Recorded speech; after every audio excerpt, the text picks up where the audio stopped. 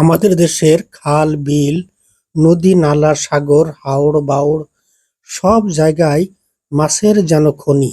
এইসব জলাশয় থেকে মানুষ বিভিন্নভাবে মাছ ধরে থাকে। কেউ ঝাঁকি জাল দিয়ে মাছ ধরে, কেউ টানা জাল দিয়ে মাছ ধরে। এই যে বোনটিকে দেখছেন তিনি ঝাঁকি জাল দিয়ে কত সুন্দরভাবে জাল খ্যাপ দিয়ে মাছ ধরলো। আরেকটা দৃশ্য দেখছেন, সাগর থেকে টানা জালে বড় একটা কাতলা মাছ ধরা পড়লো। খুবই সুন্দর মাছটি লাফাচ্ছে, দেখেন মাছটা দেখলেই খুবই ভালো লাগছে। এই ধরনের তাজা মাছ খেতেও কিন্তু খুবই সুস্বাদু। এবার দেখছেন টানা জাল দিয়ে কিভাবে মাছ ধরা হচ্ছে একটি পুকুর থেকে। অনেক মাছ এখানে কিন্তু ধরা পড়েছে প্রিয় বন্ধুরা।